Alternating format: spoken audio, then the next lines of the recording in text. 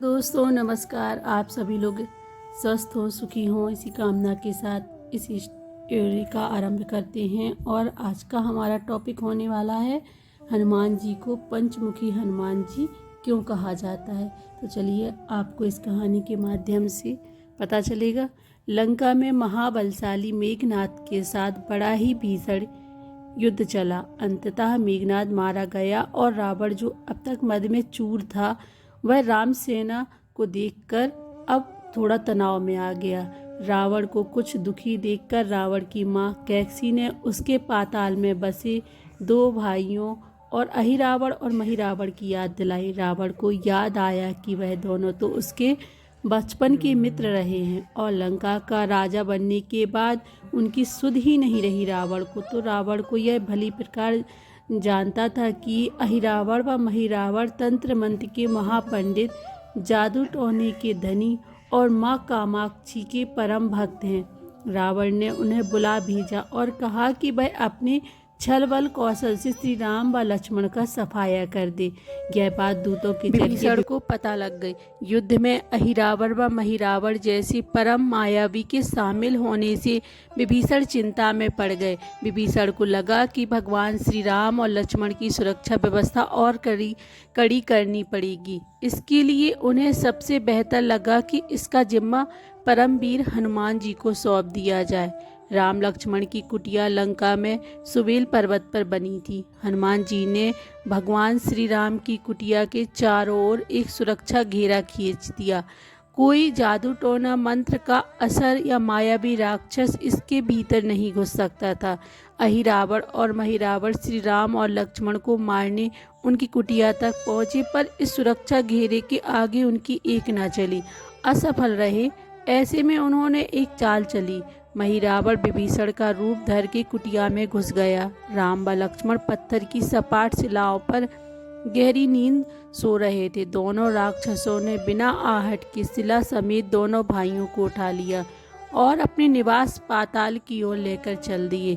विभीषण लगातार सतर्क थे। उन्हें कुछ देर में ही पता चल गया कि कोई अनहोनी घट चुकी है। विभीषण को महिरावण पर शक था।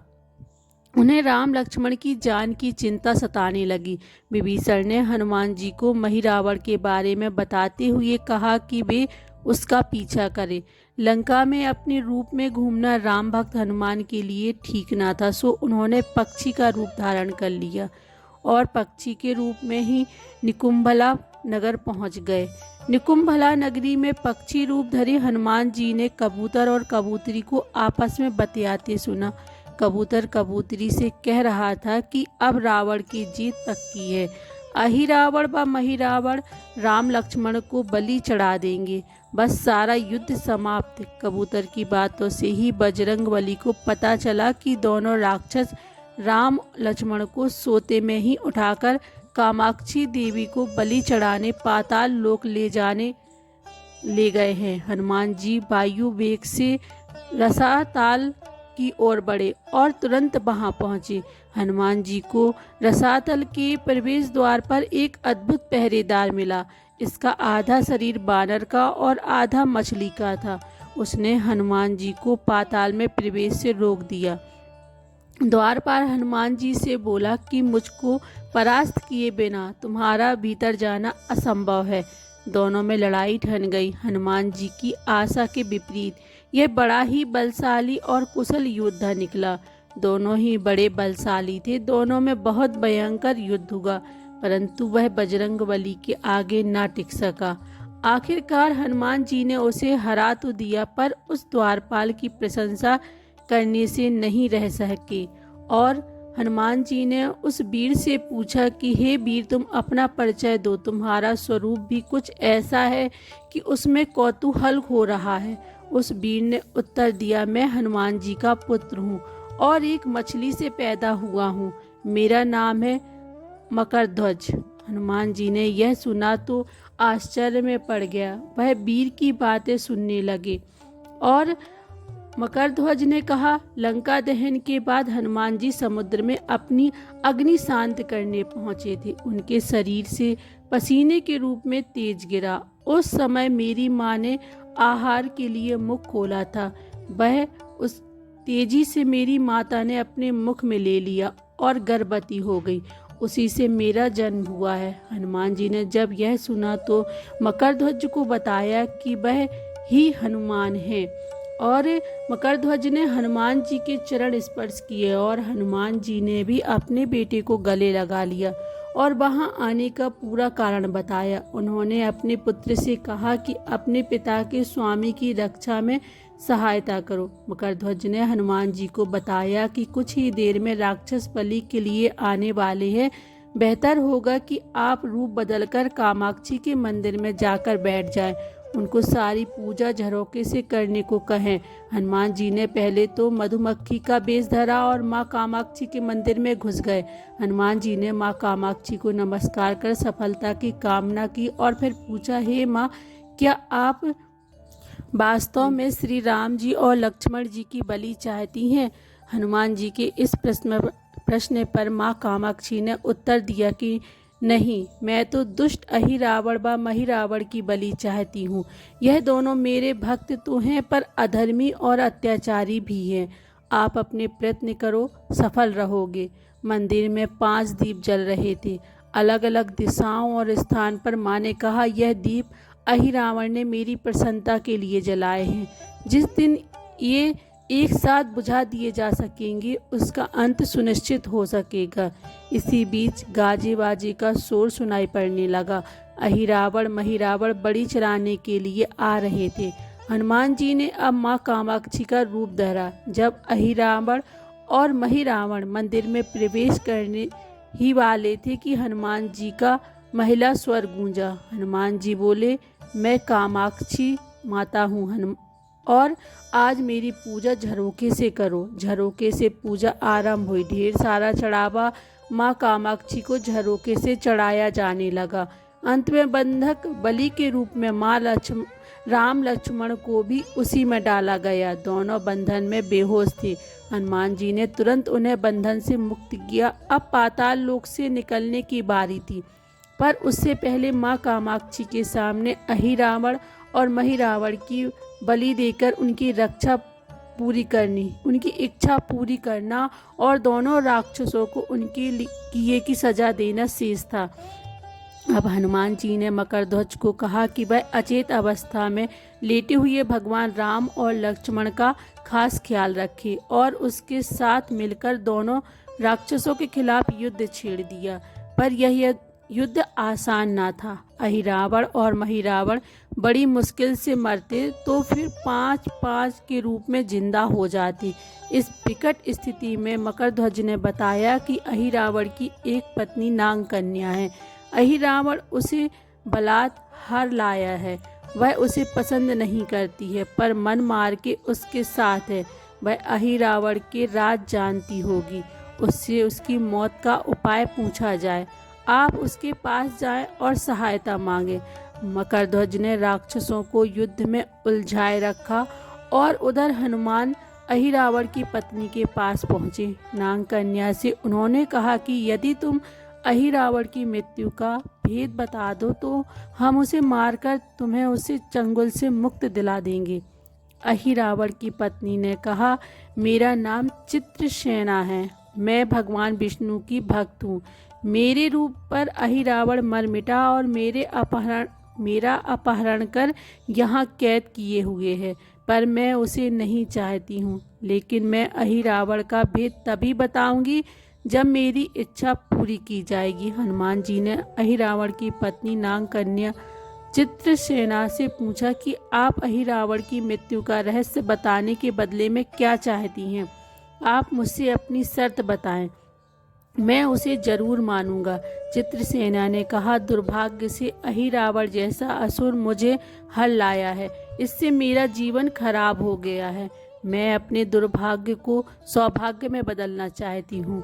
आप अगर मेरा विवाह श्री राम से कराने का वचन दे तो मैं अहिरावण के वध का रहस्य बताऊंगी। हनुमान जी सोच में पड़ गए और भगवान श्री राम तो एक पत्नी निष्ठ हैं। अपनी धर्म पत्नी देवी सीता को मुक्त कराने के लिए असुरों से युद्ध कर रहे हैं।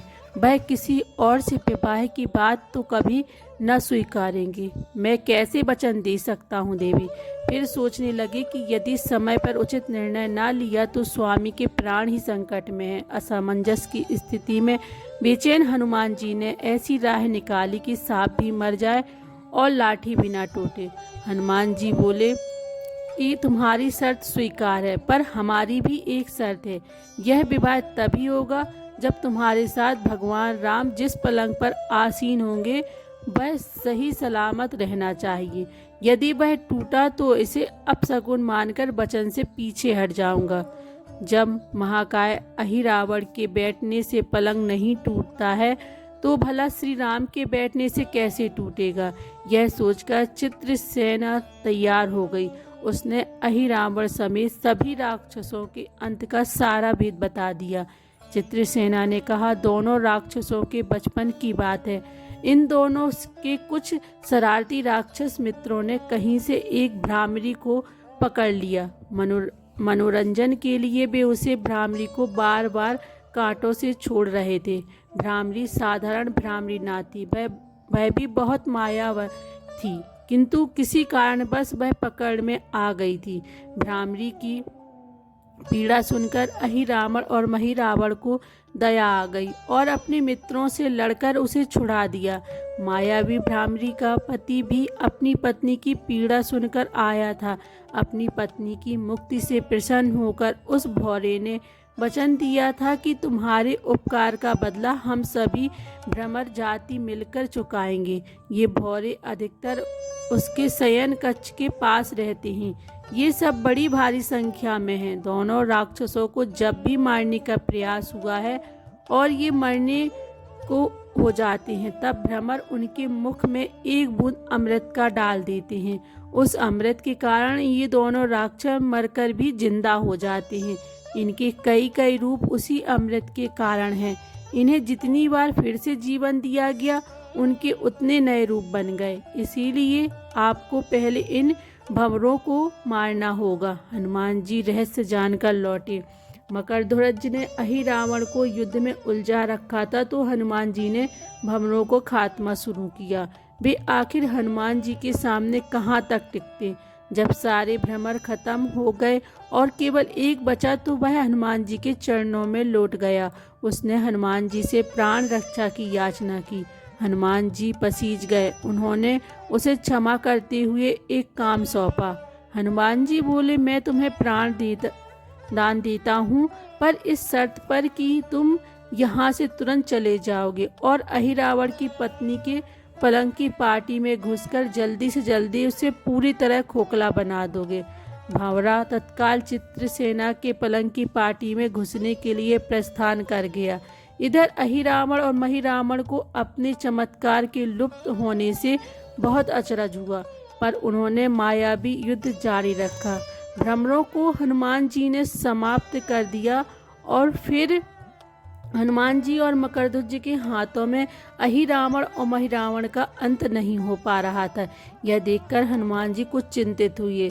फिर उन्होंने कामाक्षी देवी का वचन याद आया। देवी ने बताया था कि अहिरावण की सिद्धि है कि जब पांचों दीपक एक साथ बुझेंगे तभी वे नए नए रूप धारण करने में असमर्थ होंगे और उनका वध हो सकेगा। हनुमान जी ने तत्काल पंचमुखी रूप धारण कर लिया।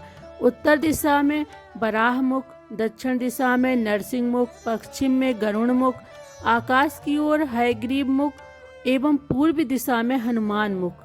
उसके बाद हनुमान जी ने अपने पांचों मुखों द्वारा एक साथ पांचों दीपक बुझा दिए। अब उनके बार बार पैदा होने और लंबे समय तक जिंदा रहने की सारी आशंकाएं समाप्त हो गई थी। हनुमान जी और मकरध्वज के हाथों शीघ्र ही दोनों राक्षस मारे गए। इसके बाद उन्होंने श्री राम और लक्ष्मण जी की मूर्छिता दूर करने का उपाय किए। दोनों भाई होश में आ गए। चित्रसेना भी वहां आ गई थी। हनुमान जी ने कहा, प्रभु, अब आप अहिरावण और महिरावण के छल और बंधन से मुक्त हुए, पर इसके लिए हमें इस नाग कन्या की सहायता लेनी पड़ी थी।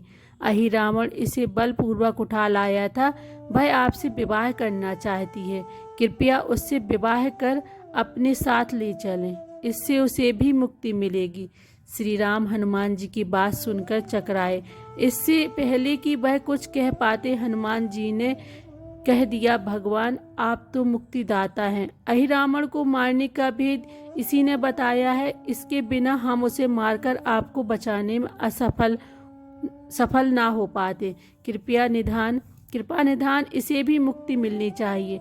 परंतु आप चिंता ना करें, हम सबका जीवन बचाने के प्रति बस इतना कीजिए कि आप बस इस पलंग पर बैठिए, बाकी का काम मैं संपन्न करवाता हूँ। हनुमान जी इतनी तेजी से सारे कार्य करते जा रहे थे कि इससे श्री राम जी और लक्ष्मण जी दोनों चिंता में पड़ गए। वह कोई कदम उठाते तब तक हनुमान जी ने भगवान श्री राम की बाह पकड़ ली।